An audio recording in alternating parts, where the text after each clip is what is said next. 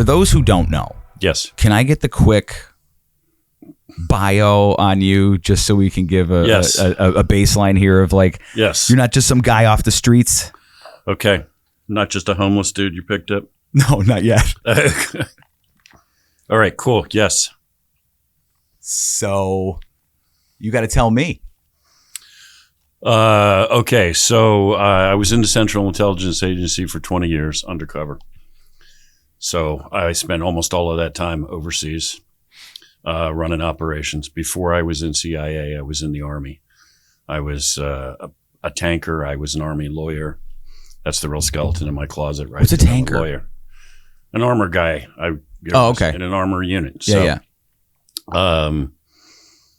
After I left CIA, I spent about another decade working in the intelligence community with other outfits. Most of what I did then was build and then run training courses for operators to go downrange and do what I did. I did that for Defense Intelligence Agency, for NSA, training their guys and gals to go out and do that. And then about 2019, 2020, I said that we're really done with Washington, D.C.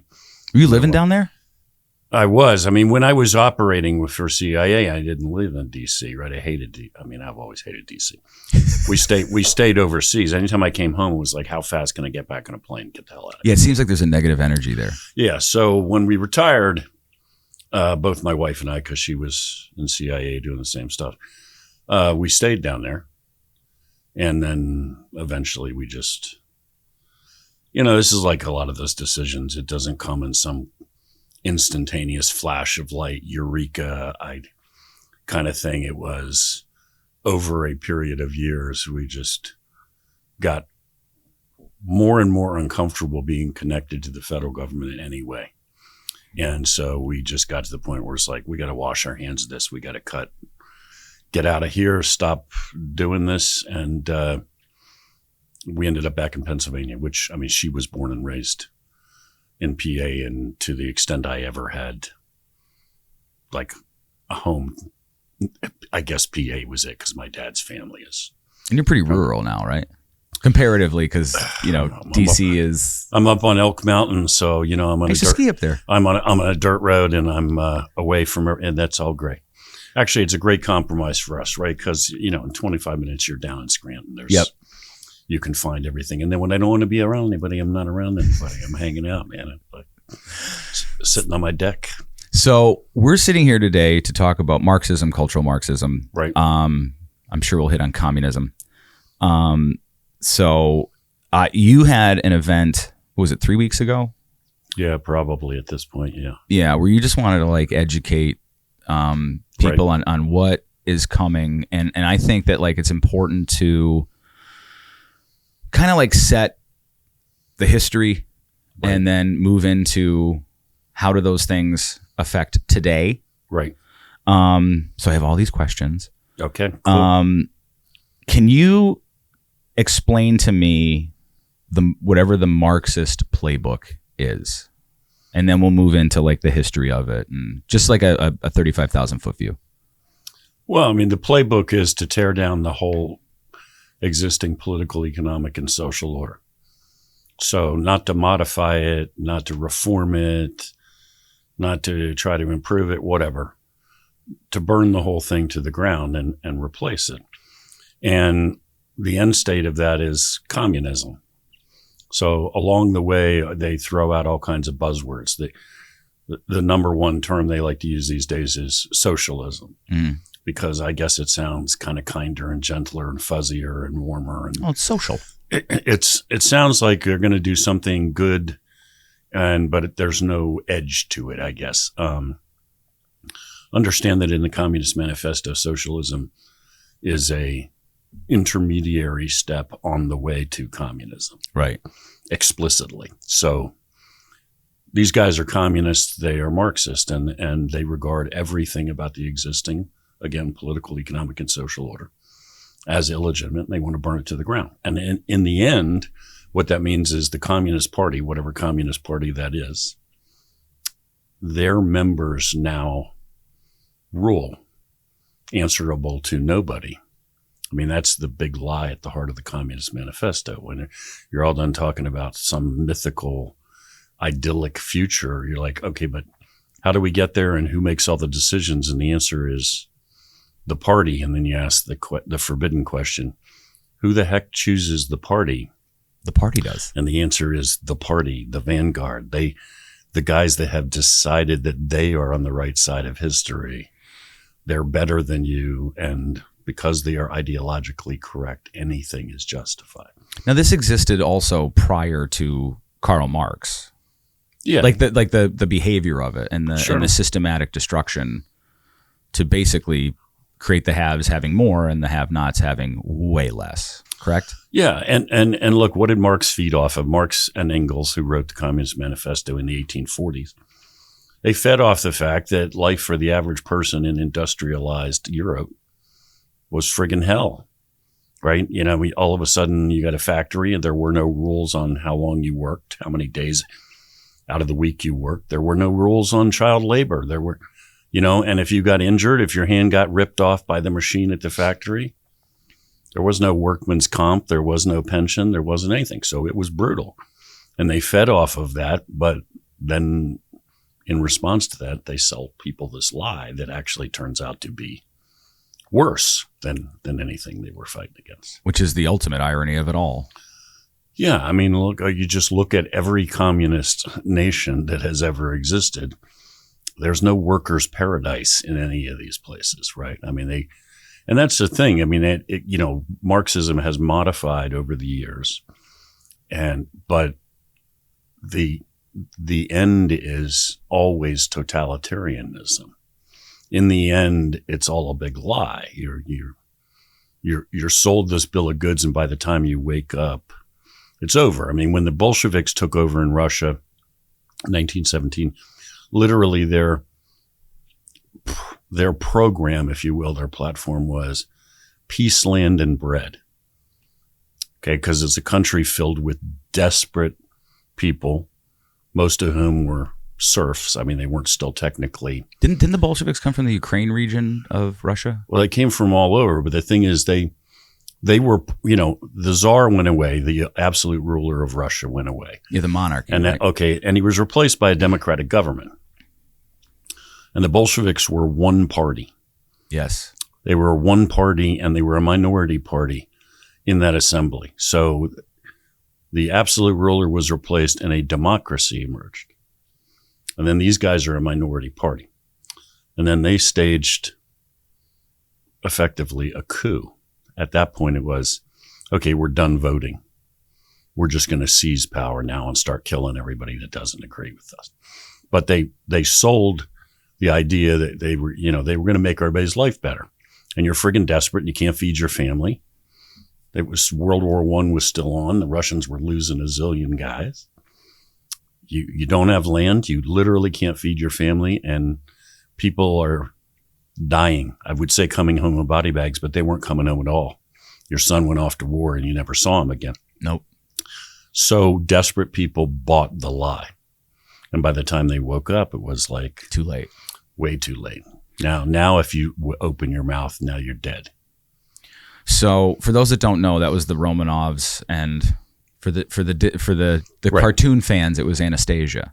There you go. You know what I mean? Just to give context to that. One of the most profound movies I saw when I was in high school was Nicholas and Alexandra. Yeah. Yeah. So the Tsar, Russia had been a monarchy, and then finally the Tsar, their king, is deposed, and it's the end of the monarchy. But it was not replaced by a communist regime. It was replaced by a democratic assembly. For a few short years. For a very short period of time. And then the Bolsheviks said, we're done. We're done. And the thing is, you understand that it's not like the Bolsheviks participated and intended to participate in a democratic government. They participated in the democratic government as an intermediary stage with a plan already in place. We're going to get rid of the Tsar. We're going to get this assembly. And then the next step is all these clowns who actually think that we're going to play by their rules. Right. They're all toast. And again, by the time people wake up to this, it is way too late. And it's always the same, right? You find people that are oppressed or perceive they are oppressed. They have a grievance. Often the grievances are completely legitimate. Yes. And right. And then you play on that and you promise them that you are going to make things better. And then again, by the time they wake up and realize that anybody who opens his mouth is being taken away and you're never seeing them again, it's too late. You're done. You spent time in the Middle East, right? Sure. So how does classic Marxism compare to jihadi and communist ideologies? I've seen you start noticing signals. Sure. And you're like, it seems like they're ideologically they're very close cousins. Yeah, well, that's the weird thing. Now you have what some people call this red-green axis, right? Red being communists and green being jihadis. Mm-hmm. And you kind of think they're strange bedfellows, but there are some ideological similarities. I mean, first of all, understand when Marx and Engels were coming up with this idea in the 1840s of communism and writing the Communist Manifesto, kind of the Bible, everything was about the proletariat against the bourgeoisie. Okay, so can you define those for the people who don't know? Like, put it in American terms. Precisely. The bourgeoisie are the guys who own the factories and got all the money and are living up on the hill. In Pennsylvania terms, they're the guys who always live in the big house up on the hill. Right. Not where everybody who works in the factory or works in the mine lives. Right. Which is down where the air is bad. Right. The proletariat they're the workers. And that was the dynamic, and that was what the whole fight was about. Okay. Along the way, the Marxists have they've modified this. And they have identified what I call cleavage points in society, ways to divide people other than just you got money and I don't. And so race, gender, now increasingly gender, sexual orientation, whatever you want to call it, ethnicity, religion. All they're ever looking for is a way to divide people and pit them against each other, because that's how you tear down a society. You have to break it apart and you have to get people. You fracture it. Fracture it, precisely. So in the end, what do they want? I mean, in the end, what the Marxists want is to create a totalitarian government where the party, which chose itself, does whatever the hell it wants. There are no rules. There are no limitations. You have no say. So, in terms of commonality with jihadists, and I would say for the record, look, when I'm saying jihadists, does not equal Muslims. All Muslims, yeah, by any stretch of the imagination. I've operated a lot in the Middle East against jihadis. Most of the time it was like 3 white boys like me, and everybody else on the op is a Muslim from this country fighting against the jihadis. Right. And actually most of the guys doing the dying are the Muslims on our side. Yep. There's 150 of them, 3 of us in this op, basically, kind of thing.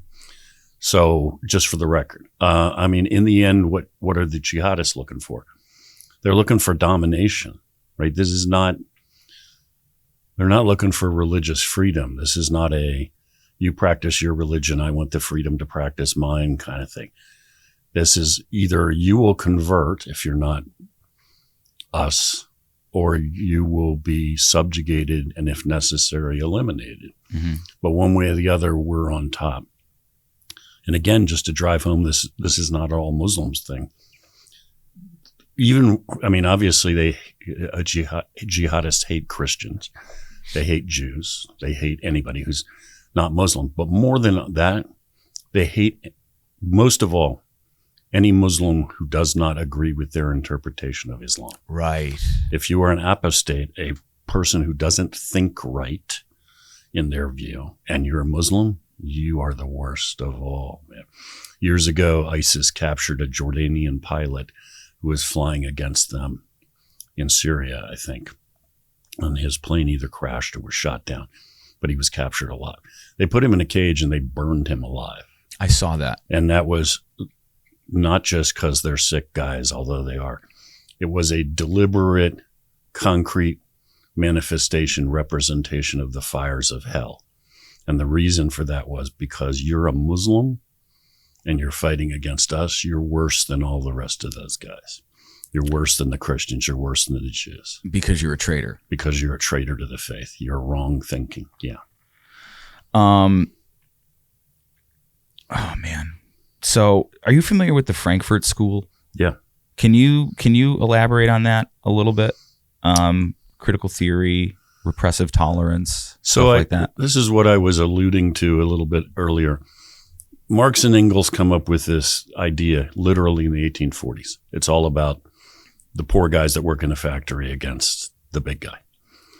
And then as time goes on, Marxist thinkers are confronting this issue, which is if we're right, and that's the dynamic, and if this is the evolution of history, if this is where we're going historically, then clearly the places where the revolutions ought to be occurring would be in the most industrialized nations. If it's all about the proletariat, the workers against the bourgeoisie, the rich guys, well, then the United States, Germany, England, France should be where the revolutions are taking place. But in fact, the successful revolution to date has been in Russia as of this point, which was not really particularly industrialized. So basically, they're wrestling with this. Why are we being unsuccessful in these industrialized countries? And that's when you get this evolution the Frankfurt School comes up with of, no, it's all these other dynamics Marx and Engels failed to address. They weren't at that point really talking about sexual orientation, but they were definitely talking about ethnicity, religion, all of this kind of stuff. So out of that, you then have this appeal that we now take for granted. Marxist-Leninists are going to tell you if you're black, you got to fight the man, and you got to fight the man their way. If you're Vietnamese, if you're Asian, whatever. That's what I call cleavage points. That's my term, not theirs. But that's how it's an apropos term. That's how the thing evolves, and that's what we talk about when we talk about cultural Marxism.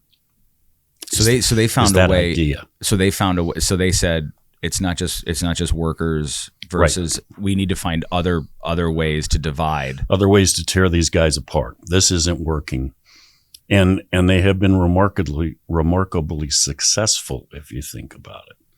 I mean, I feel very strongly the real sort of injection point for this ideology is our educational system. I kind of agree. They have been very, very, very successful in spreading this ideology of cultural Marxism in the colleges and universities. If you go to college and university, you basically come out brainwashed, my term, to believe that this is all real. We are a horrible, oppressive, evil society. Not just we need reform, not just stuff needs to be changed, which I think everybody agrees. But no, the whole thing from the ground up is evil. It's wrong. It's bad. It is, we are a genocidal nation, everything. We are, in the terms of the Democratic Socialists of America, one of the big communist parties in the United States today. No, they're socialists, Sam. We are a prison nation. That's literally their term. I read that, yeah. And then they go on and describe it in graphic detail. They don't leave you to wonder what that means. We're an evil thing, and we need torn down. And people come out of colleges and universities, and then they 100% believe that we are bad from get-go. And then, of course, they go out and become teachers in elementary schools and middle schools and high schools and colleges, or they go on into the media, or they go on into wherever else. And so from that injection point, as I say, they spread all throughout. That becomes the narrative. So you bring up a good thing, because that was my next question, is like, when did you personally start? I'm reading your notes upside down. Oh, you're cheating? Son of a bitch. When did you? I mean, that's what spies do. I should have wrote it in invisible ink. When did you personally start noticing that these ideas were inside the U.S. government and academia? Or maybe you didn't notice it. Maybe you just knew. Like, because there was the Red Scare, and then there was prior to that. No, I think I've probably said this to you before. When my wife and I came back, I mean, we spent virtually all of 20 years overseas. I mean, it's not true that we didn't ever land back in the United States, but we spent almost all that time abroad. And if we were home, since I hate Washington, D.C. and headquarters never remained decent, and our job wasn't here, it was how fast can we get on a plane and get back overseas? Right. But or we're back just to visit the relatives for a little while. But our focus is on whatever I'm doing in wherever I am in the Middle East, South Asia. When we came back and sort of settled back in, even when I was still working in the intelligence community, but now can you give me a time frame, years maybe? Okay, so circa 2010. Okay, is when we're settling back in. Obama was president, right? And we're back now in D.C. and we're not just back washing the clothes, packing the bags, and getting ready to go back out. We're actually settling into being full-time, living in the United States for the first time in decades. And so you're sort of, I guess, without even thinking about it, you're back, and you kind of assume that you came back to the same place that you left. I don't mean obviously exactly right detail, but like we're back in the States, and I know what's going on here. And then as you're there longer and are actually now living full time in the States, it slowly begins to dawn on you, well, what the heck is going on? In fact, literally there's this moment probably, sometime 2010, 2012, something like that. I remember standing in the kitchen in the morning with my wife. We're getting ready to go do whatever we're going to do for the day. We were talking about the news, and we turned to each other and literally said, like simultaneously, what the hell happened to our country while we were gone? Right. It was literally this moment, like all of a sudden you realize, whoa, what? Like we spent all this time out there on the walls protecting this place, and then you come back and find that they're inside the wire. Like this place is not safe. We did not come back to the same place that we left. And then again, incrementally how this goes. Again, there's not like a light bulb goes on over your head. Boom, eureka. You see a thing that you go, that's peculiar. That's interesting. Or you accept that, okay, that's messed up. Yeah. But then like a few months later, you're like, whoa, and that's messed up too. And then after a while, you're like, you start connecting dots here and you're like, whoa, this problem is much bigger than I even imagined. Good God, what the hell is happening? Right. So, and ultimately I think is where we ended up with the decision that, look, man, we're walking away from DC. We're walking away from continuing to work in any sense for the federal government. We gotta be, I always tell people I gotta get my voice back. Right. And I can't get my voice back as long as I am beholden to these people in any fashion. So you really started to notice it in the early 2010s. And then it just, all these signals started to, yeah. What's the word? Whatever. Yeah. And individually, when you look at these things, they seem like nothing or just a little blip. But when you add them all together, you go, oh, this seems peculiar. Yeah. And you see something's bad, and the instinct is to say, well, whoever made that decision's an idiot, or this particular organization is messed up. It's to compartmentalize it and think, okay, well, overall the system is still fine. We're still good. That just these guys happen to be lost in space. And then eventually you have to face the reality that no, this ideology has permeated most of our institutions, certainly all of our academic institutions. Well, and politics locally, like there are people that Northeast PA has always been a political place, or it's been very divisive. Sure. And, there's politicians that I talk to who, let's just say they're Republicans, and there's some of the things that they don't agree with the Democrats, and they don't understand it. And, I, right or wrong, I say to them, I said, you're missing the point. Like, you think they're doing this for political gain. I said, I think you really need to consider that they really believe it, which is way more dangerous. Yeah, I agree with you absolutely. And then you add to that the fact that in general, people are afraid of standing up to this because you're going to be called bad names or yelled at. Yeah, I'm called it all the time. Right. You're going to be told you're going to be told that you're not cool and you're not progressive and you're whatever and you hate people. And you hate people and you're a sexist, racist, patriarchal scumbag. I don't know. There's a long list. And okay, fine. Yes, that's going to happen, but like, too bad. You still need to call it out. Yeah, folks don't stand up to it and don't fight it. I mean, we talk about these cleavage points and way to divide people. Well, the transgender movement, in my view, is largely explained by that. I mean, look, my bottom line is I have a quintessential American attitude, I think, toward this. Live your friggin' life the way you want to live your life. That isn't my business. Right. I always define the American sense of liberty as the right to be let alone. 100%. As long as you're not messing with me and intruding on me, okay?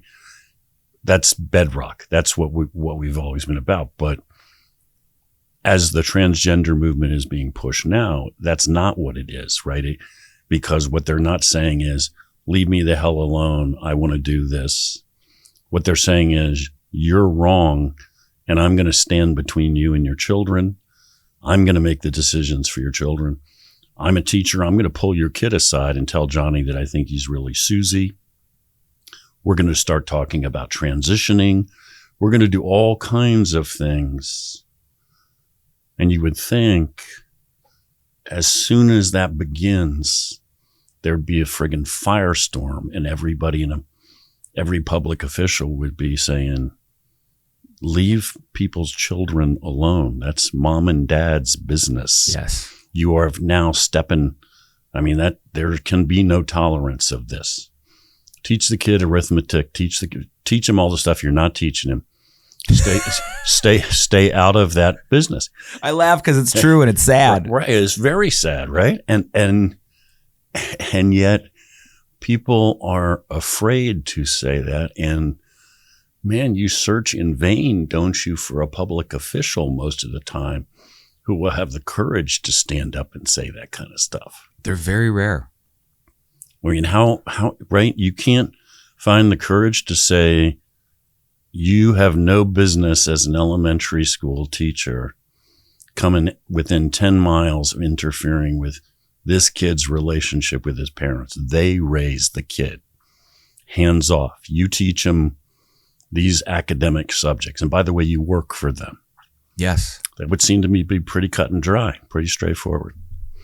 I honestly think, look, South Carolina passed a bill at least a year ago, said there no gender transition surgery on anybody under 18. They don't care who signs off. Personally, I think that's a rational deal. Like, nobody should be making a decision for a child to mutilate them and cut them up. The crazy thing is that there's a lot of evidence. I don't even know why we need evidence for it. Like, most kids just had to get through puberty. Mm-hmm. That's it.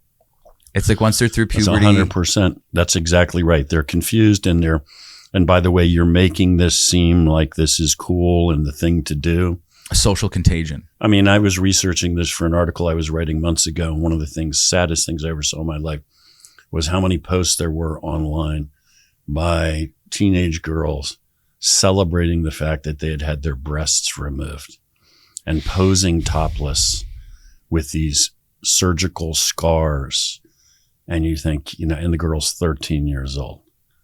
And you think, okay, I mean, first of all, your parents, assuming they were on board with this, should be horsewhipped. But yeah, in a couple of years, you are going to realize that you did something horrible, mutilated yourself, disfigured yourself. And adult human beings convinced you to do this. And then some adult carved you up and chopped you into pieces. And Really? I mean, and you can't find the courage to stand in the way of this. That's terrible. Well, because they, I've said this before. It's like they give them the devil's bargain. Do you rather have a live son or a dead daughter? Well, that's exactly right. That's the way to sell it to him. If you don't do this, he's going to kill himself. So why does it seem that, like, when we bring up stuff like this, it's, the quotes and the articles are out in the public, right? But you're still called a conspiracy theorist for even broaching this idea. Because why? Because it seems so out of the norm. It seems like something that can't happen in this country. But at the same time, there's a large group of people in this country who agree with all of this, and they agree with it to a degree where it's almost religious fanaticism. Yes. Is that an appropriate assessment? Yeah. I mean, that's this revolutionary fervor. You're absolutely right. How do we explain that? How do we explain one of the biggest things, and I don't mean to keep cutting you off. Yeah, one of the biggest things, both my grandfathers fought in World War II, one in the Pacific, one in Europe. They both did two diametrically opposed things. One was a radio operator on planes, and the other one was an engineer for runways on islands in the Pacific. So I've always been fascinated by them as men, as heroes, as people who put their lives on the line to fight for this country. And I never understood, especially with Nazi Germany. I'm like, how do you convince everyone to go along with this? And I could never rationalize or find an answer to it until 2020. Mm-hmm. What do you think? Do you think that there are larger works at play here, or do you think it's the George Carlin thing where you don't need to have a formal conspiracy when interests align? Well, I'm probably more inclined to go with George Carlin, which doesn't mean there aren't some really evil people at work here. And I just mean that I don't think there's a single star chamber here where there are like 5 guys in there making decisions. I mean, on the whole sort of cultural Marxism thing, by this point, it has so infected so many big chunks of American culture. I mean, it's no longer a fringe thing. I mean, if you've graduated from any liberal arts college anytime, probably in the last 20 years, you walk out absolutely convinced that the United States is an evil construct, that we are the problem, it's not just our government is the problem here, but we are the problem in the world, right? It's destroying us. We're bad. Everything about us is bad. Not imperfect, which is obvious, not needs reform, which is obvious, but evil from the ground up and must be destroyed. And by this point, they have control over the media, and they have intimidated a huge number of people. There was a book written right after the Russian Revolution. I think it was written by a journalist called John Reed. I may be screwing up the name. I think it was called 7 Days That Shook the World. And he and some other American communists went there to Moscow. And basically the book is a celebration of the Bolsheviks and the revolution. And they weren't forced at gunpoint to feel that way. They drank the Kool-Aid. They bought this 100%. Even though the Bolsheviks forced everyone at gunpoint. In this case, these guys literally willingly left the United States and went to Moscow to participate because this is the greatest thing that ever happened, and this will happen everywhere, and we'll all be free. And then it's really interesting, the evolution of his thought and a number of the others that went with him, as they then had to live the reality of what happened, and then, became ultimately very harsh critics of the Bolsheviks, and then were silenced. But they went there. Nobody came and kidnapped them out of Chicago and dragged them off. They were 100% convinced they had swallowed the whole hammer whole and the sickle. Yeah, exactly. So, I mean, there's no question that there are large numbers of folks inside the United States that have bought this. I mean, everybody's huge numbers of people that are celebrating that Mamdani is going to be the mayor of New York City. mean, he belongs to the Democratic Socialists of America. It's a revolutionary communist organization, and they don't hide it. Go on their website, read what they write. We are an evil nation in every possible respect. We were founded by racists and slavers, their words. We're an evil thing and we must be destroyed. And that guy is now going to be the mayor of New York City. I think it was this morning or yesterday, he said he was going to stop the enforcement of removing homeless encampments. Mm-hmm. And that does not ever end well. No. And it always mystifies me, by the way, how the answer to how you're going to show compassion is to be cruel and allow people, most of whom have issues like drug dependency. We're going to allow this guy to live in squalor on the street in life-threatening circumstances rather than intervening. That's how we're going to show our compassion. Look, he's a revolutionary communist. He's now formed his transition team. Full of revolutionary communists. It is filled with some very scary dudes. I mean, and ladies. I mean, folks who, one of the guys that I was looking at recently is a member of the Malcolm X, I think it's grassroots organization, if I remember the exact name. Part of their platform is that there are at least 5 southern states that they intend to seize to establish an autonomous black nation. Okay. So there's 5 full states in the Union that they're going to take out. And this guy is formally on the transition team. And by the way, he's not an exception. I'm just using this as an example. I mean, he's not an exception in the sense of his extremism. So they advocate explicitly for the establishment of people's assemblies. Sounds a lot like Revolutionary Committee, which will then, in effect, exercise all power in whatever locale. So in other words, the cops won't police an area anymore. The People's Assembly will police it. The People's Assembly will exercise all authority. So in effect, forget about an autonomous zone that's a park with a bunch of people sitting around smoking dope, whatever. Now you're talking about an autonomous zone that will be Queens and barricade. The whole borough. The borough or a big chunk of it. And I'm selecting Queens at random. It could be any of the boroughs. And the point is, then there'll be barricades. And when NYPD rolls up, they'll be told, you guys aren't welcome here anymore. Get the hell out, and we're taking care of it. And actually, no representatives of the city are here. We're occupying the apartment buildings. We don't pay rent anymore. We police ourselves. And that will happen again, not in some park in Seattle with a relative handful of people. It'll be hundreds of thousands of American citizens now live in a commune that's independent of our government. And the ones who don't want to be there will be forced to leave.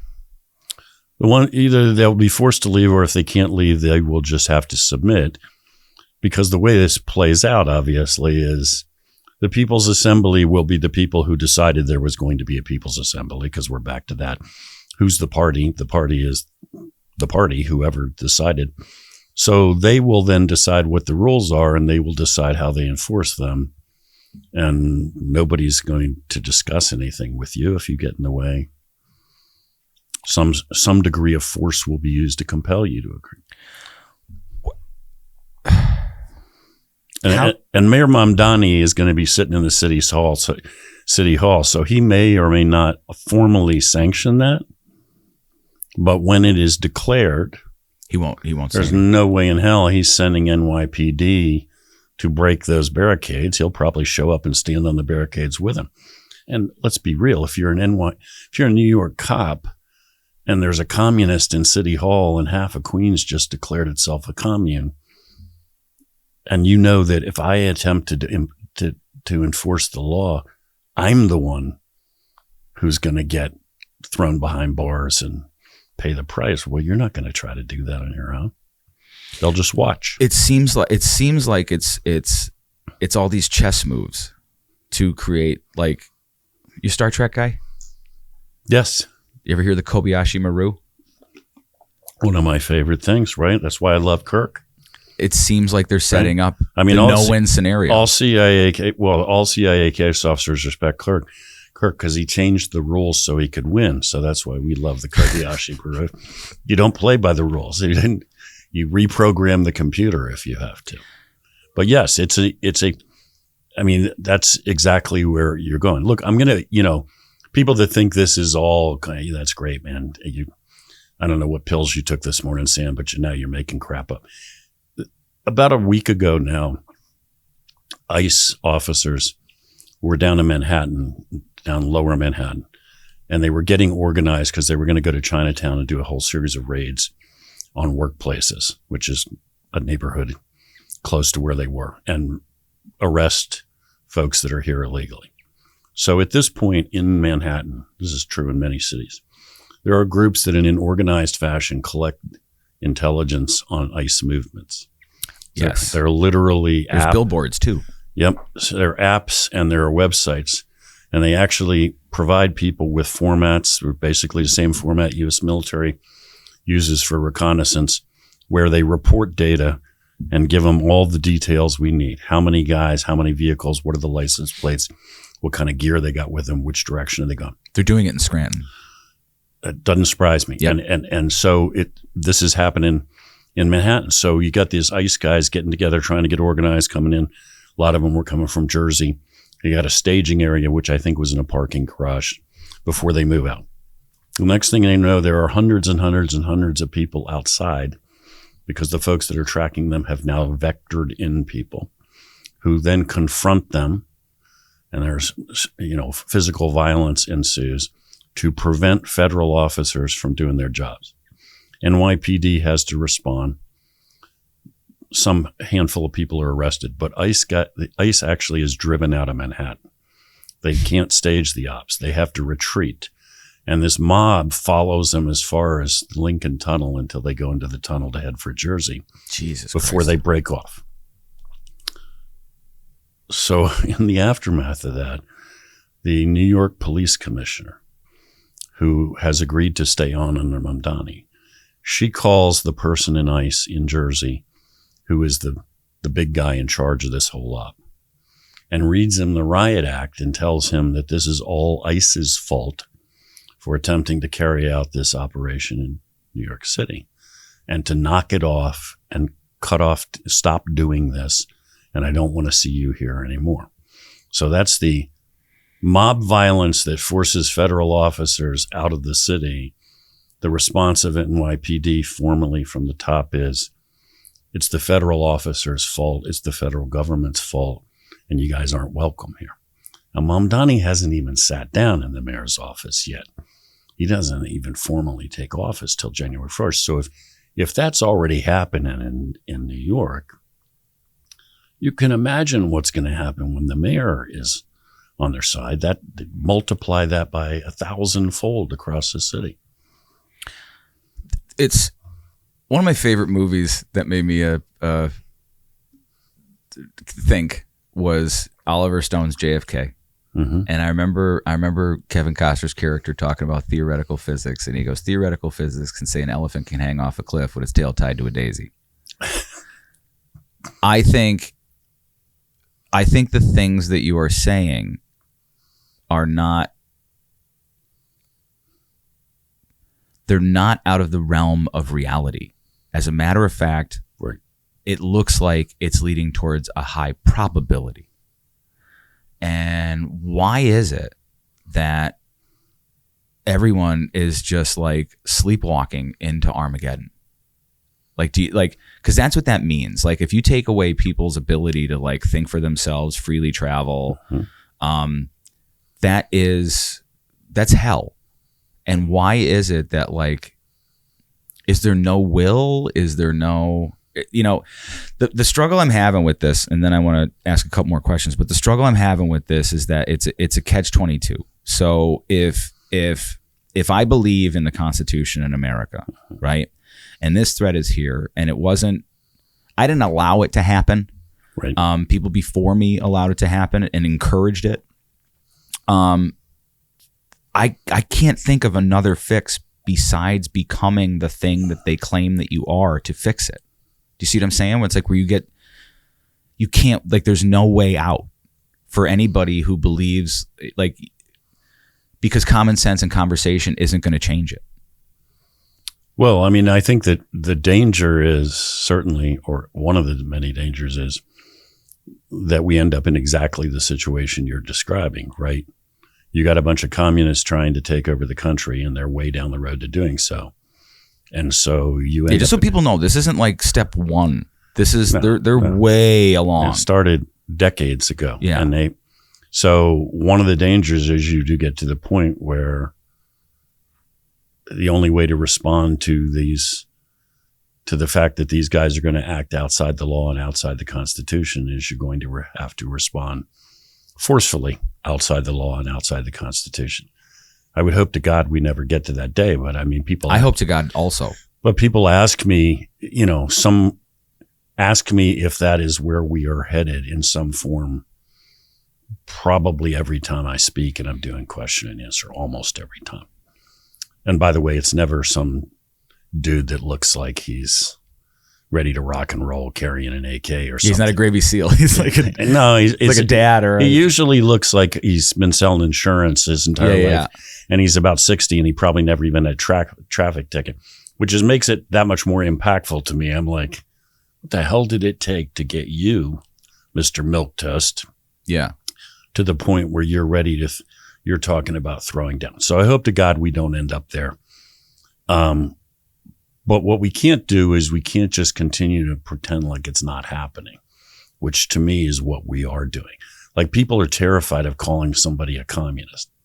You can read press reports on Mamdani all day long, and they'll talk about him being a reformer or liberal or progressive, or occasionally they'll be courageous enough to say he's a socialist. You're like, there's nothing ambiguous about his Democratic Socialists of America party that he belongs to. He was their candidate for mayor.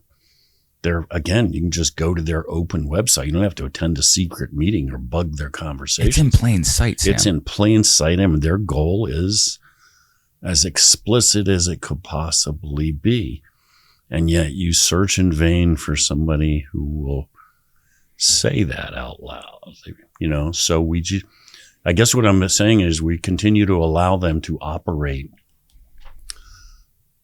almost undercover, like they're achieving their goals and we're pretending like we don't know what their goals are. What? That's some sort of mental illness. That's like a collective mental illness. Well, look, when Curtis Sliwa was running against Mamdani as the Republican candidate, and I think Curtis never had a chance to win in New York City. He never has had a chance to win. Right, exactly. Yeah. Right. But even Curtis, who's pretty friggin' hard hitting, right? I felt like the whole time was pulling his punches on this. He was like kid gloves. It was weird. Yeah, you're like, okay, this guy is a communist. And that ought to be what you say about every other word on the campaign trail.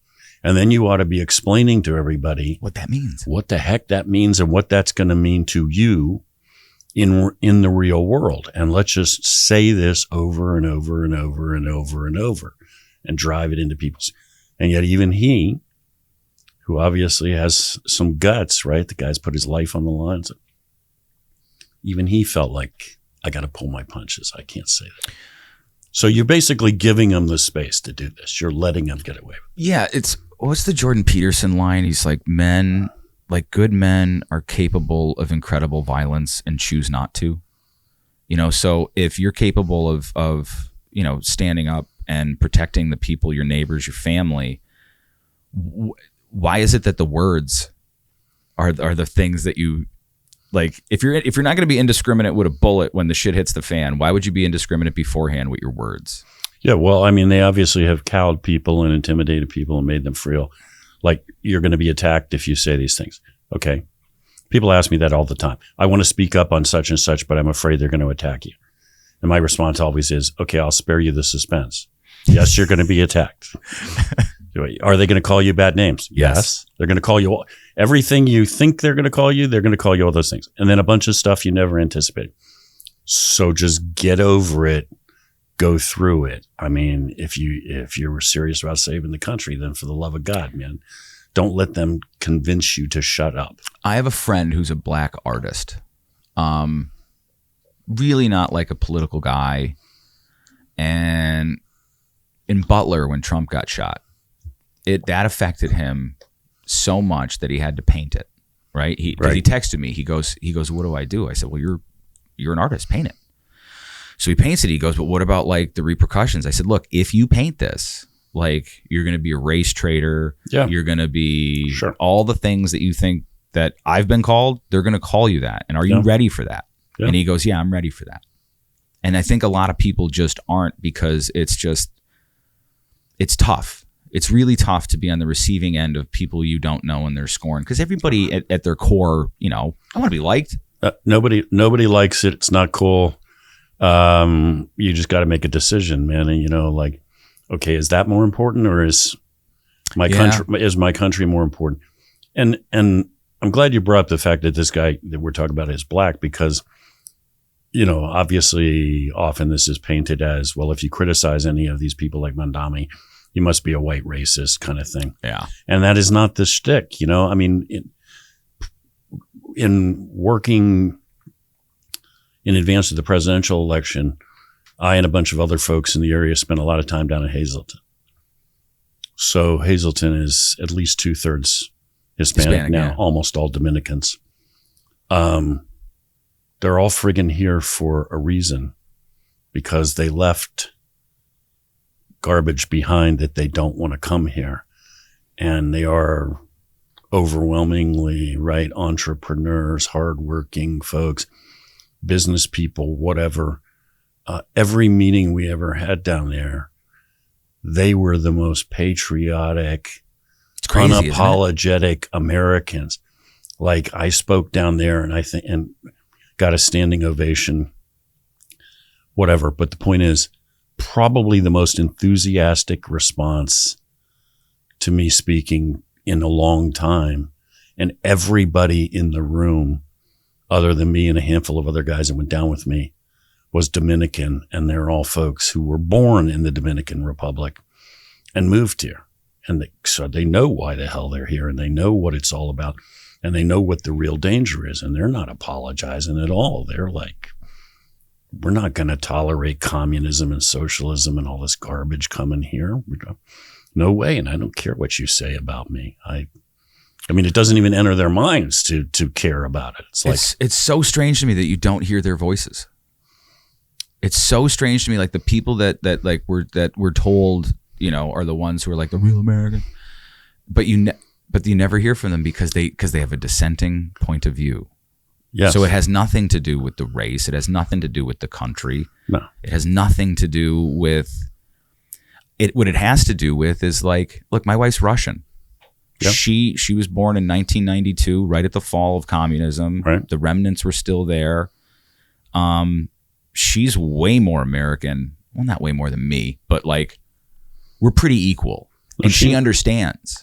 Yeah, 100%, man. My sister-in-law is Vietnamese, right? Her family. She makes great food. fled after the fall of Saigon, right? My daughter-in-law is Cameroonian. There's a reason why her family's here. And they are all 1,000% committed to what this country is, right? No, well, a big chunk of the press doesn't want to talk about that, because their whole narrative is, if you oppose any of what we've been talking about, it's because you're a white racist scumbag. Yeah. Probably belong to a militia of some kind. Yeah. I didn't mean to cough into the microphone right there. Tell me about color revolutions. What are they? How do they work? And what is their goal? Well, I mean, the goal of a color revolution is to overthrow whatever the existing government Now, is. These have happened in Ukraine, Egypt. I forget the other countries. Yeah, in a number of places. And the immediate name color revolution is because usually in the propaganda, if you will, that's associated with this, there is some imagery, and it usually revolves around some specific color, and by showing that color, you're showing your solidarity. So that's where the term comes from. It's a revolution. It's a coup. You grab a hold of an issue, create a cause, and turn out folks and create the impression that the government no longer enjoys the necessary popular support and the whole go. I say impression because, look, the CIA overthrew the government of Guatemala in, I think it was 1954, largely because they took control of the radio station in the capital city. And in those days, that was about that was the only source of information for the people. Precisely. There was no television, and that was it. So that was the internet. That was everything. And then they broadcast completely fictitious reports of a massive rebel army marching on the Capitol, and the whole rebel army consisted of like 500 guys or something. Yeah, I remember reading about They this. created a complete, in other words, they created a complete false reality for the purpose of overthrowing the government. That is, now, I don't think there's political assassinations anymore. I think there's cancel culture. I think it's cheaper. There's less bloodshed from it. And I think with color revolutions, it's like if you want to overthrow a government, if you want to regime change, it seems like the cheaper option because it's got to be funded in some way. Sure. And in all these countries where this happens, follow the money. Where's the money coming from? Who are the interests? Right. Who are the outside government bodies that are interested in doing it? And instead of bringing all the aircraft carriers and the bombers and at a cost of billions of dollars for a couple $100 million, you could literally overthrow a government if you orchestrate it right. And the blueprints are out there because they've been successful in the past. Right. And in addition to that, if you do it right, in the sense of effectively, not a moral judgment. Yeah. It doesn't look like an outside power did it. Right. It doesn't look like Victoria Nuland in Ukraine. It doesn't look like ultimately what we resorted to in Iraq, right? Which is American tanks running into Baghdad. It looks like the people have spoken and the people spontaneously rose up and the people overthrew the government, and therefore this is all good and we should get behind it. Do you think that there's currently a color revolution going on in the United States? Yeah, I guess. I mean, there is, you can call it, I don't want to get hung up on the terminology. You could call it a color revolution, whatever. I mean, there is clearly a concerted effort to overthrow, to destroy the country as we know it. Well, so I'll give a couple examples. The 2020 BLM riots that were mostly peaceful were funded. 100%. Look, whether you agree with Trump or not, you can't deny that interests aligned, and they decided to they wanted to put Donald Trump in jail for the rest of his life for 4 years. Yes. For doing what every other real estate person ever does.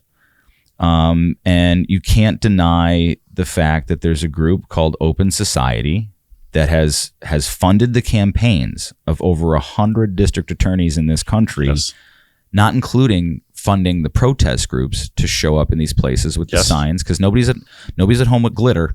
They all have all these pre-made signs, right? So, what happens when you elect DAs that align with an ideology? It's the easiest way to create chaos. It's the easiest way to remove whatever pillars of a country are there when you prosecute the ones that don't need to be prosecuted and you let go of the ones that do need to be prosecuted. Take, for example, the recent subway murders or gang rapes where, you have criminals who have been let out of jail 30 times, 40 times. I think the new guy was 54. And then you say to yourselves, and then there's the statistics in these countries where it's like, I read somewhere that I think in New York that like 88% of the crime is committed by like the same 200 people. Yes. And they're not prosecuted. Right. Like, call it what you want, but it's happening. And do you agree with that? Yeah. Well, I mean, I think you touched on at least a couple of different related things there. One is, without question, the BLM riots, whatever you call them, in 2020, but every other mass action that has happened in this country since and are still happening.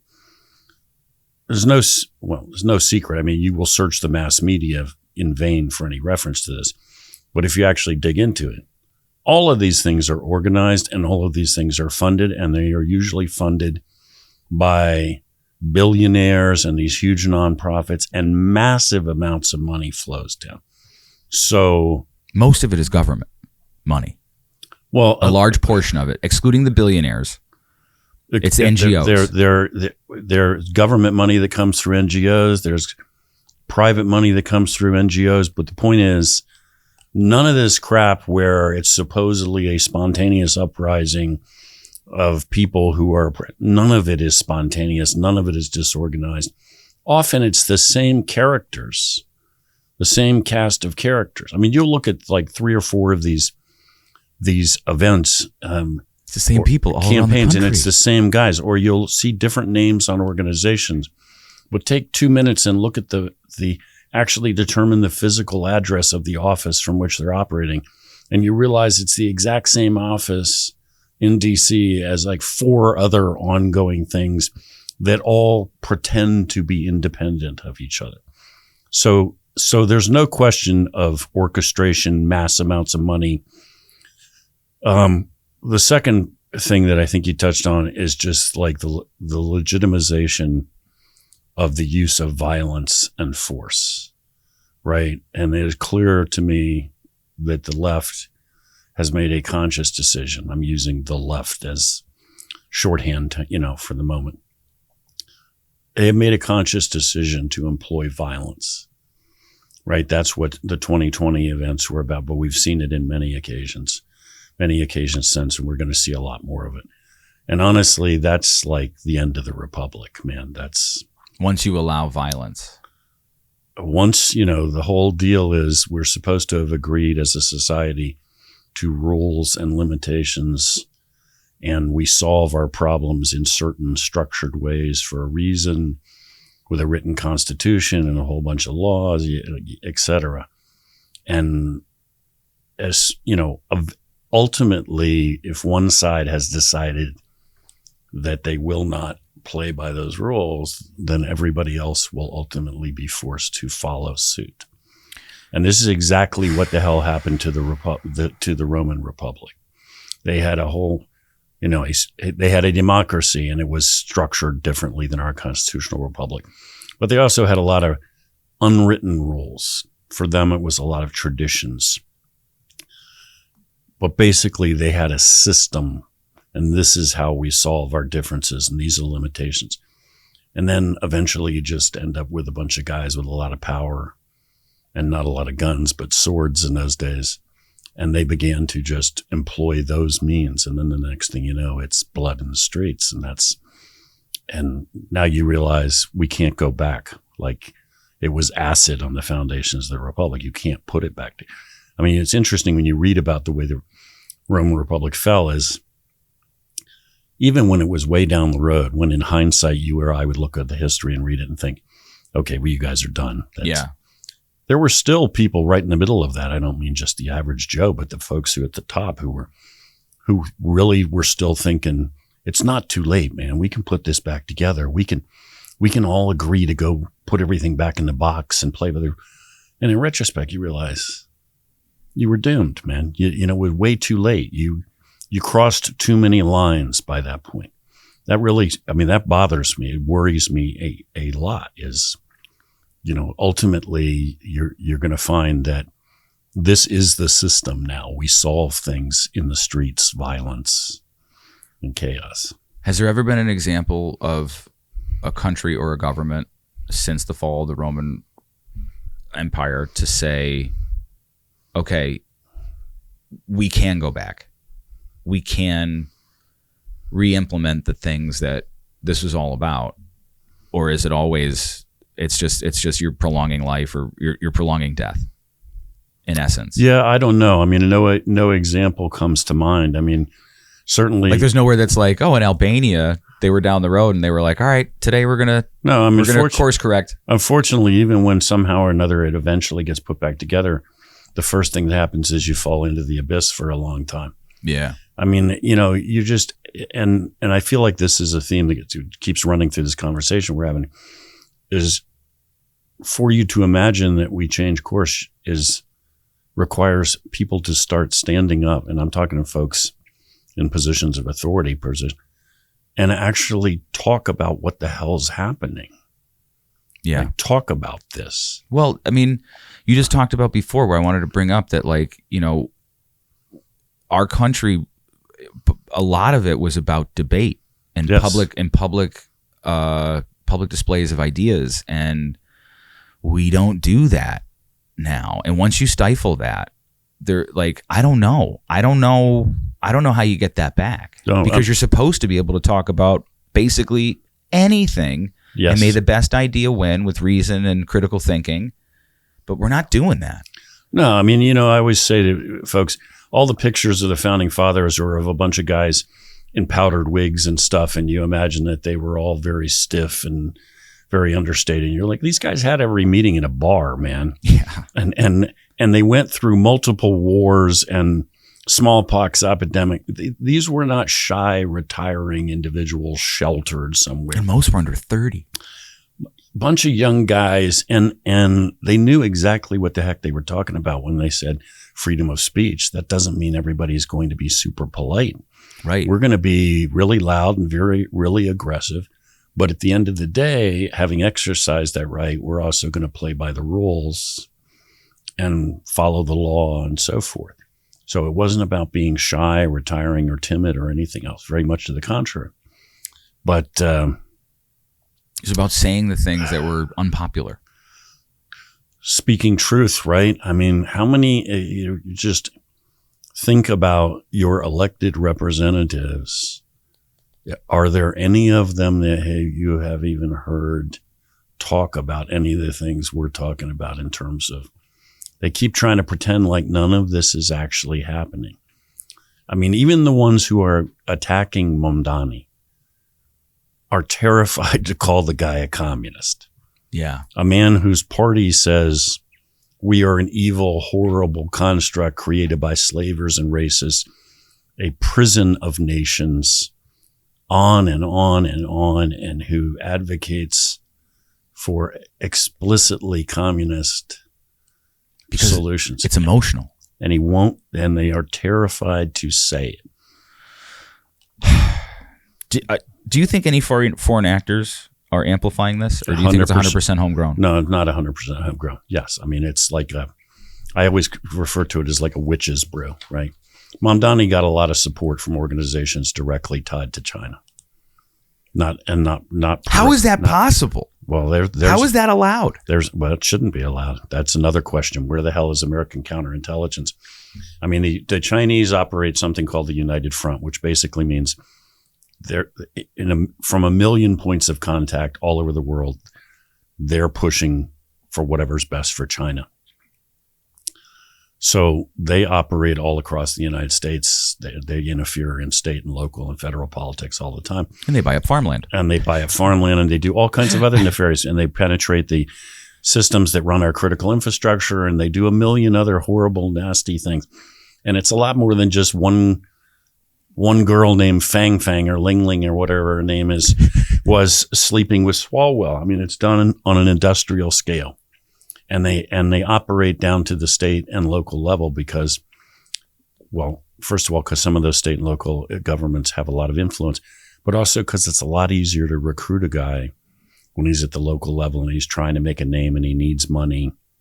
I mean, recruit in the sense of ambition, recruiting him to be an asset. You know, if you get that guy when he's trying to get elected to the state house and he doesn't have a lot of money and doesn't have a lot of name recognition, a little bit of support will go a long way, and then you own him. Yeah. So 10 years later, he's a U.S. senator and you still own him, as opposed to waiting until he's a U.S. senator and then going to try to get, it's not necessarily impossible, but probably a much more difficult thing. I mean, that's a standard principle of intelligence work. You recruit a guy and ride that horse up as you get them when they're on city council or precisely. Yep. He needs cash and nobody believes in him, but we believe in you, buddy. And it's a 10-year investment, maybe. And then 10 years later, he's wherever. And then 20 years later, he's running the country. And he's been in your pocket for 20 years. And it was money well spent from an intel perspective. So the Chinese do that all over the country. Okay, everybody knows that. You can read all of that ad nauseum on the internet. It's not like two guys know that secret. We're supposed to have a counterintelligence apparatus which should be preventing any of that from happening. Should be stopping the Chinese from funneling large quantities of money to the any foreign government. Or any foreign. Yeah, exactly. But that's what they get paid to do. Where are they? I don't know. Nowhere to be seen. Our counterintelligence is not making any significant dent in Chinese activities or any other activities. Is that when you were in? Were they that?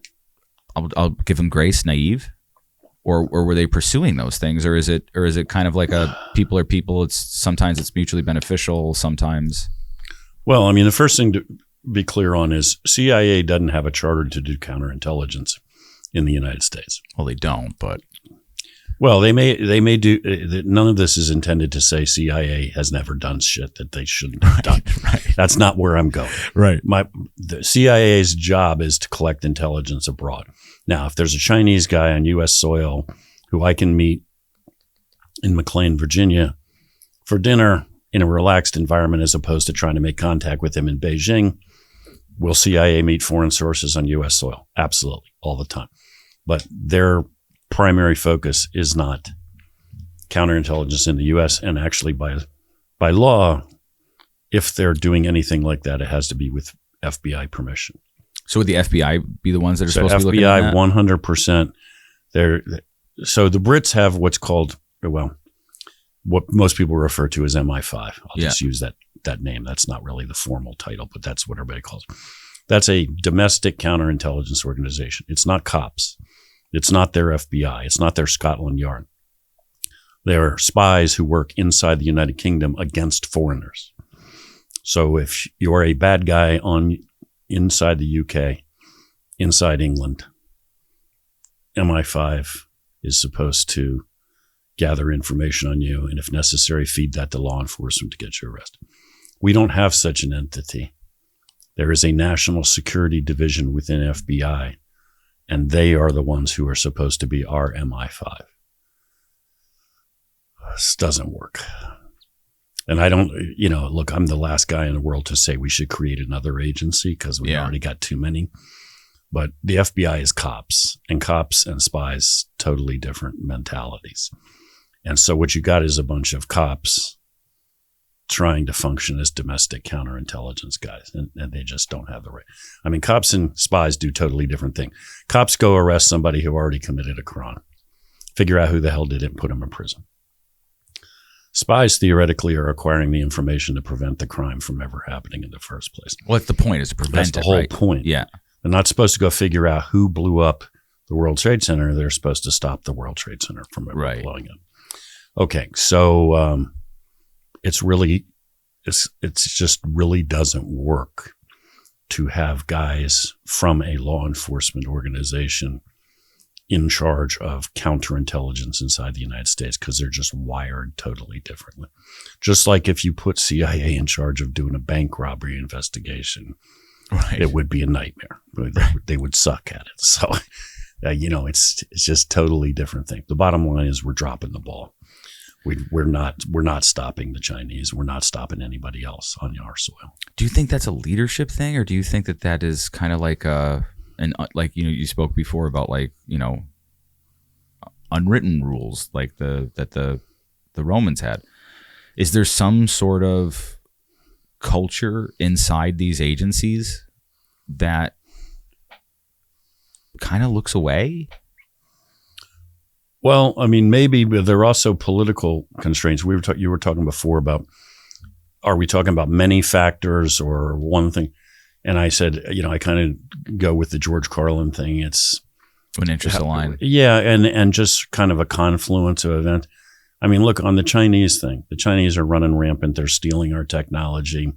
They're suborning our politicians. They're messing with our critical infrastructure. Why the heck don't we tell them all to get the hell out of here? I mean, I'm talking about Chinese citizens. Why are we allowing this? Why do we allow them in all our university labs and on and on and on? Why are we bringing 600,000 in? Exactly. Yeah. Why are we allowing them to even think that they could mess around in American domestic politics without all being sent to prison or sent packing? Well, I mean, a big chunk of that is because how hard are you going to push them? And what is the bottom line for some giant multinational corporation that does business in China, manufactures all its crap in China, ships it? I mean, next thing you know, you're talking to guys that are making trillions of dollars about shaking up the status quo and affecting their bottom line. And those dudes, quite honestly, in my estimation, care a lot more about their bottom line than they do about the fact that down the road, this is the end of the republic, right? They don't care about that. They don't care about that at all. I'm getting rich. I just bought another yacht, and I just bought a house on Lake Geneva to add to my inventory. I built a bunker. And I built a bunker, and I bought a new diamond necklace for one of my mistresses, and life is good for me, so I don't care. There's that line from to reference Oliver Stone again, Nixon, I think. I don't know if this actually happened, but there was a rumor that it happened. Remember, like they would say that like Nixon would escape from the White House and go over to right. And there was a protest, an anti-war protest going over there, and the line was like the protester was like, "You could stop this. You could stop this war. You could make it end today." And then he really didn't say anything, and like in that moment, she had that realization that even he, as the president, could not stop it. Do you think that might be in play? Couldn't stop it, or certainly was not willing to deal with the consequences of stopping. Maybe that's it. Yeah. Well, I was having a conversation the other day, yesterday, I think we were talking about Ukraine. You know, what's the issue with stopping the war in Ukraine? Okay, and there are a bunch of issues, obviously, and one of them is clearly territorial. Who's going to keep what chunk of land, and that's not inconsequential. But, you know, one of the things I said was, you know, to the person I was talking to, you and I think war is a horrible friggin' thing. People die, people get maimed, people suffer horrible consequences. Entire cities are flattened. Yeah, exactly. Money. Okay, but you and I think that way. But in Ukraine, there are people who have gotten phenomenally wealthy off of this war. And in the United States. And in a whole bunch of Western European countries. The best estimate I've seen is 36% of all the money that went to Ukraine was stolen. I saw that. Okay, the president, several people have used something like this figure, but one of them was the former president of Ukraine, who said the other day, I think his exact figure was, he's calculated 106 billion stolen. It didn't go to the effort, didn't go to 106 billion went into somebody's pocket to buy new cars, to buy a house, to wherever. It was flat out stolen. 36% of all aid, which by the way is the figure. We have now, our Special Inspector General for Afghanistan has now issued a formal report saying that's the figure that we think applies for Afghanistan. 36% of all the money we sent to Afghanistan was stolen. This seems, okay, I'm a layman, but it seems oddly similar to the Ukraine theft. Precisely. And then you, okay, so that's the Ukraine side. I mean, the chief of staff for Zelensky, one of the most powerful guys in the country. He's got raided, right? Just got raided. He's being charged for this is one deal, which they calculate he pocketed $100 million. Holy shit. That's one deal that this guy, okay, and this guy's sitting right next to the president. He's his right-hand man. So Zelensky's not. He knows. He not only is he clearly knows and presumably has been involved himself directly in similar things. Then you look at the U.S. side. We're always announcing that we're sending money to Ukraine. X number of billion of dollars. I think now just defense aid is somewhere in the region of 130 billion. We gave them. Okay.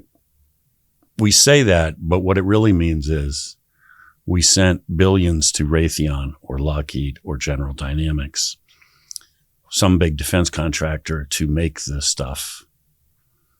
Typically what happens is we send stuff straight out of our stocks to Ukraine. Then Raytheon replenishes. But the bottom line, doesn't matter where it ends up. The point is that money didn't go to Ukraine. That money went to Lockheed, Raytheon, General Dynamics. Four of the five biggest defense contractors in the world are formally American. The fifth, formally, well, usually, I mean, they are American. The fifth is BAE, which is sometimes referred to as a British company because its headquarters is in London. It actually is owned now in its entirety by big American investment firms like BlackRock.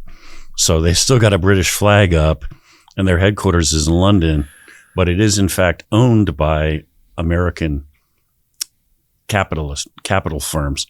So it's an American company as well. Their profits for this, because of the Ukraine war, are through the frigging roof. And if you then start working down the list of top defense companies, I mean, something like at least a third of the top 100 are American.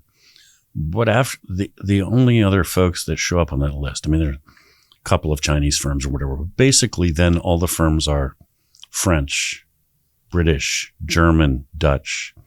So anytime you hear the Western Europeans whining and saying we're caving and they don't want to see peace in Ukraine because we're surrendering to Putin, you're like, yeah. Or the guy who runs this French company called Macron yesterday and said, you know, my profits will drop 15% year over year if we sign a peace deal. We can't do that. I mean, at this point, Raytheon, Lockheed, companies like that, they haven't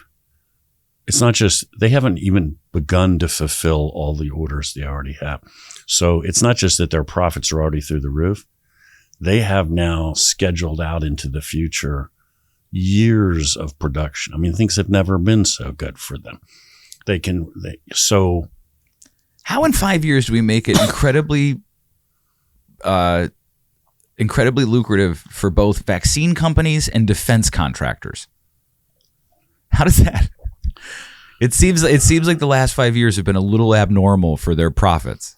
Well, I mean, so yeah, I was going to say, you know, we're talking now, we've ended up talking about defense companies, or I have, but Pfizer, Moderna, these guys, you're looking at vaccines. Well, vaccines, you know, they've probably made $1 trillion literally off of vaccines already since COVID. Oh my God. But into the future, because mRNA vaccines are going to continue to be trotted out, they're talking trillions and trillions and trillions of dollars. So anytime you're looking at American policy on vaccines, health freedom, any of that stuff, you're like, yeah, man, but these guys have more money than God. And it's not just they have all that money, but how many congressmen and senators work for them, you know, dare not cross them. I think it's very apparent when you see them speaking to the vaccine representatives on Capitol Hill. Precisely. Exactly. You're like, this guy owns you, man. So I read a quote the other day that is, if you can't criticize your leader, you're in a cult. And when you see people that don't criticize people for either war or health, right, they're paid for. All right. If this continues unchecked, what's going on in our country, what do you think America looks like in 10, 20 years? This cultural Marxism and ignorance to reality. Well, I mean, one way this breaks is the Marxists win. Which is not good. Which means increasingly you live in a communist nation. And everybody's going to say, yeah, that's crazy talk. On January 1st, the nation's largest city will formally have as its mayor a communist. I Where don't most care of the what- banking goes through too. I don't cause them that city, in terms of size, economic impact, everything else, will be run by a communist, and his entire administration is filled with people just as radical as he is. So that just happened, man. Could happen. That's not somebody's dime novel. Yeah, it's not a science fiction That's for movie. real. So this doesn't happen to have to happen like, boom, Washington, D.C. was suddenly taken over. It can happen in pieces. I mean, it already is happening in pieces, but it can begin to happen faster and much more formally. There's no reason why New York City has to be the last city that it has to be confined to cities, that you can't have a state governor. I mean, so that's a direction, or we stand up to it and stop this and roll it back, or ultimately what you and I have touched on several times, which is this just ultimately has to be resolved in a way that is not resolved through legal means, through debate. It ends up being resolved through violence, which, again, I hope to God is not the case, and I certainly don't advocate. I'm trying. Part of the reason why I do this and talk to people like you and whoever I talk to is because I want to avoid that at every measure. Yeah, if you've ever been to a country where there was a civil war ongoing, you would not ever entertain the fantasy that this is a way you want to resolve issues. I mean, I understand people get torqued off sometimes, and they're like, well, we got a lot more guns than they do, and we know how to use them, and this kind of, like, man, this is not a game. Yeah. This is not a video game. This is not like one day you're going to do some cool stuff and be a hero. That's not what this looks like. This is horrible, bloody, protracted. Lots of innocent people get destroyed. And as you brought up earlier, and once you break it, good luck putting it back together. I mean, we fought a civil war in this country once. And in a lot of ways, we're still dealing with the aftermath of it. After 170 years. After 170 years, you're still really trying to deal with, you still have those scars from something that happened 170 years ago. And keep in mind, we lost more Americans in that Civil War than in any other war we've ever been in.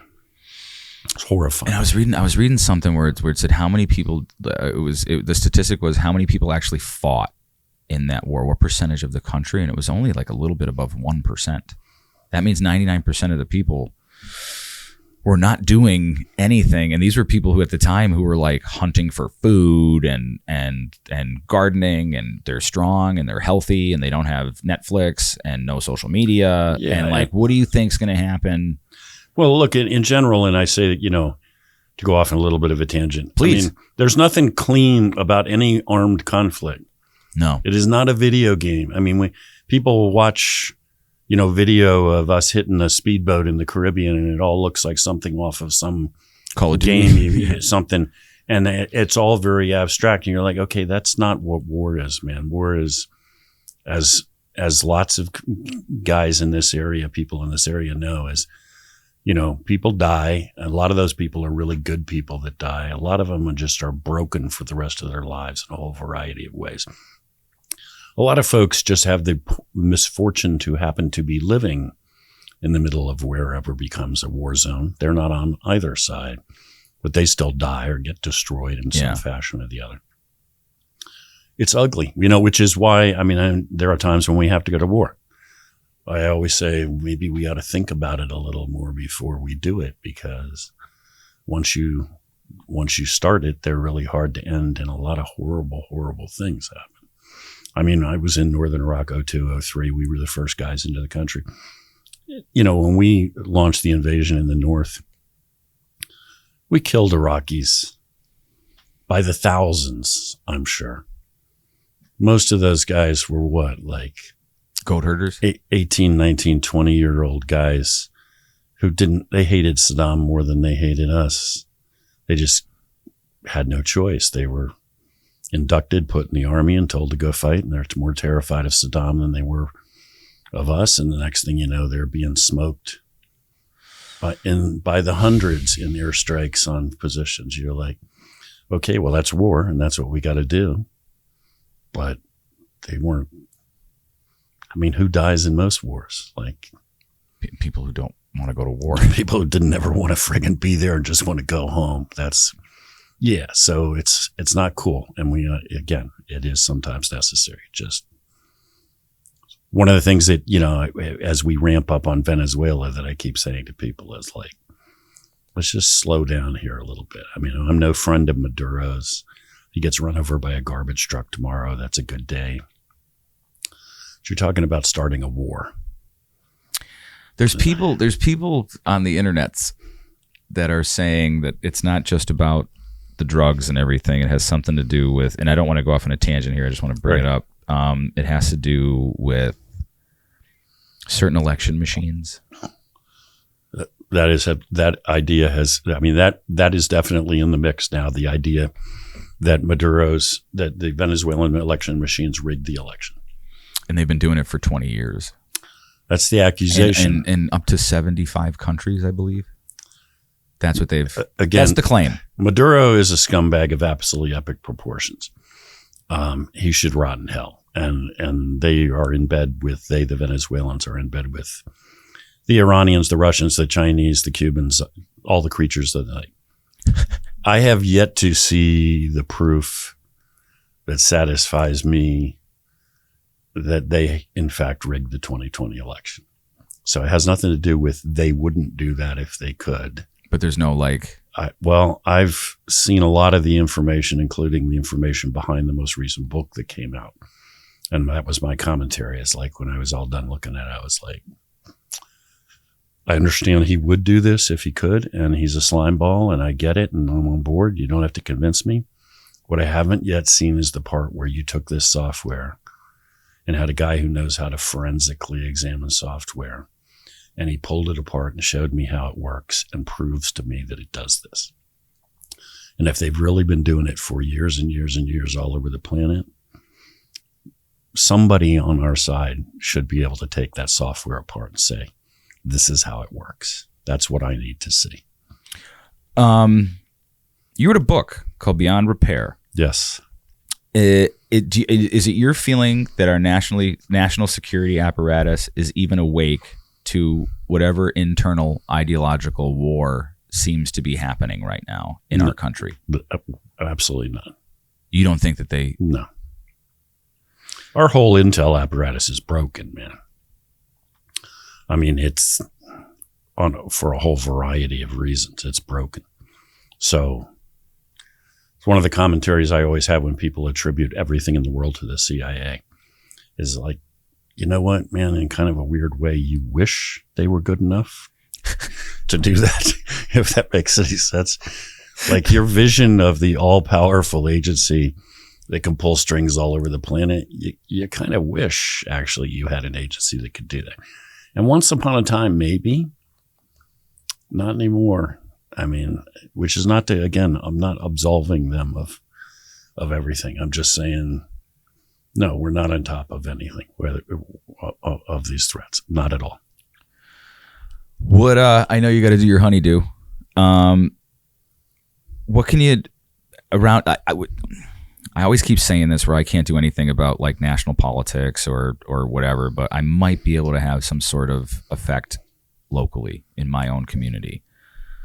What advice would you give to the residents here, the business owners,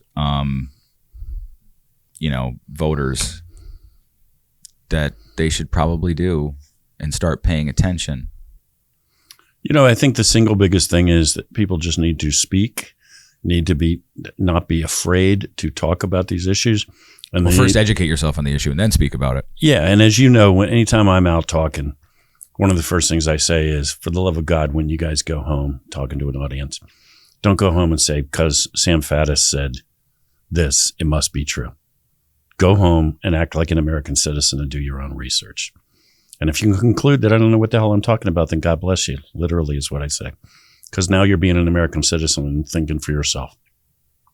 But first, yes, educate yourself. And then don't be afraid to speak up. Put on your friggin' armor. Who cares if people call you bad names? And then demand that your elected officials do the same thing. Like, why aren't you saying something about this? Why are we tolerating? I mean, you have, give you an idea of the penetration of just like to talk about teachers and school systems. Recently, a lady named Asada Shakur died. I said this when I was speaking the other night. Okay, she was a Black Panther. She was involved in the murder of a cop. She escaped from prison. She's been hiding out in Cuba ever since. This is since the 70s. She died in Cuba. The Chicago Teachers Union formally mourned her passing, issued a statement that she was a great revolutionary. And, okay, this is a lady who is a cop killer, a revolutionary, a communist who wanted to destroy the United States of America, and a 20,000 person strong teachers union in one of the nation's largest cities formally expressed their regret in her passing and recognized her as, in their view, a great person, right? A tribute. That's so, as you were talking about, this whole thing didn't just start. How long does it take you to penetrate a profession to the point where an organization of that size and that significance believes that a person who murders police officers in the line of duty is a hero, and you're not afraid of it? You don't say it privately. You, on behalf of the whole organization, you say that. It's not just Chicago. I mean, that degree of penetration has spread all over the place. Down in Philly, you got elementary schools, whereas projects, they have the kids paint murals of Black Panthers who killed cops. Really? On the walls. That's like their project. And then they deliver presentations lauding the tribute of guys who blew away police officers in cold blood. So, I mean, that's not like I said that in private after too many beers at a bar kind of thing. Yeah. That's the form. I mean, that's the principal and every teacher in that school saying, this is how we think and how we want these kids to think. So, I mean, people need to stand up and demand your elected officials stand up to all of this crap. I think a lot of more people need to look into Yuri Brezhnev. Yeah, exactly. Like, he tells you how it's going to go. Mm-hmm. And I was showing that to people 5 years ago, and there's a couple of people I showed it to where they're like, holy shit, this is legit. This is real. Yeah. How do you take over a country? It is very real, and they're way down the road. I don't think this was as sad as the last one, as morose as the last one. Not as sad, although it did. I actually thought about bringing ice cream this time, but but then I wasn't getting it here because it's like 0 degrees outside. It'd been fine. It was the part where it would melt while we were doing the show, and then I was like, "That'll suck." It would be an interesting like avant-garde podcast where we're just eating really good ice cream, talking about some of the worst shit ever. I kept coming down to is I'm going to have to walk in with sundaes and we're going to have to eat them while we're on the air. Yeah. Maybe I should have just done that. Look, man, I think you're a warrior in a sea of men. And I think, what ultimately needs to happen and what I've been trying to do is, I used to be in bands and stuff, and it was always the first person to come up to dance gives everybody permission to go dance. Yeah.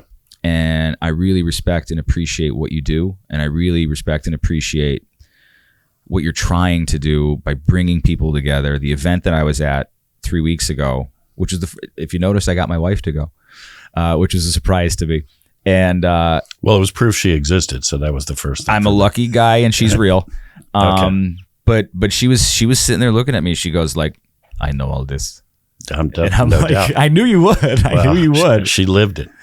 So Sam Faddis, website and where can people find you? What's the handles and blah, blah, blah. Best place to find me is on Substack and magazine, andmagazine.substack.com. And then that'll take you to wherever else we are on the web. Anything else coming up that people should pay attention to? Well, we're hoping to have take the Marxist Revolution in America presentation that you attended statewide and start moving around the area. I mean, moving around the state. Probably that the next one will be after the holidays because it's a hard time to get people out. We may be having a presentation talking about data centers. Did you see that documentary I did on data centers? Did I send it to you? I don't remember. Me and Jamie Walsh went down to Data Center Alley down in Ashburn. Oh, Virginia. yes, you did, 100%. And Jamie has been very much involved in the conversation. Yeah. And, it's not so much that we're saying there should never be any data centers, or it's just like, slow down, man. Why are we building all of these things and sucking up farmland? What are we going to do with all this AI capability, by the way, now that we can monitor every bit of information on the planet? What does that mean for personal freedom? Also, I noticed that we didn't build any new nuclear power plants for like 40 years. And now all of a sudden, in the blink of an eye, we're going to build dozens and dozens and dozens everywhere. And again, I'm not saying I have never felt like we should stop nuclear power entirely, but it's just like, how did we go from 0 to 120 miles an hour on this without any actual conversation? Because I'm feeling like the first answer to this is some guys who already have more money than God are going to make even more money out of all of this crap. But just basically, as usual, what about the average American, the person who's got to live next to one of these things now? We already see what the electrical consumption is doing to rates, because the first priority is to pump electricity to the data center, not your house, to keep you warm in the winter. They have to have 99.99% operation at all times. Yes. And the community is secondary to that data center. Yeah, and then there are so many other dimensions, and there are guys like Jamie and Ed Brunn, who's associated with him. Ed's the best. Who have, they were the guys educating me on this stuff. But one of the things Ed points out is, and you build this giant thing that's the size of some huge Amazon warehouse. It sucks up all the groundwater. It gets priority for the electricity, and almost all its functions are automated. So it isn't like a factory. You didn't just put hundreds of guys to work inside. There's like 3 guys inside. Yes. And by and large, they're pushing brooms. When we went down there, one of the ladies, Vicky, said to us, we go, and how many people do these employ? She goes, look at the parking lots. She goes, there's 15 spots. She goes, you need like 3 or 4 people in there. That's it. That's exactly right. You're not talking about something that will lead to jobs. No. And most of the construction jobs have to come from out of state because they're specialized in other states and they're not specialized here. They will blow into town, and when the thing's done, they will blow back out of town, and you will be living next to this thing, sucking up all the groundwater, driving up your electrical rates, and not get a dime out of the thing. One of the things that they told us that really blew my mind down there was that they raised the data centers and the PUC raised the rates to pay to run the new lines, the 500 kVs, and I think there's 740. There's a 740 kV line. Mm-hmm. And then you look into the information on that and where they're going to put it, and then you look at the minimum safe distance, which the 500 kV lines is 250 yards each side, which is 500 yards safe distance. And they're going to put this next to residents in neighborhoods, and I think it's Skynet. I think it's Terminator. I have on many occasions recently said, am I the only one that ever watched Terminator? Because, you hear DOD talking about integrating AI into its weapon systems. Terrifying. Like, I've seen this friggin' movie, man. I know how this plays.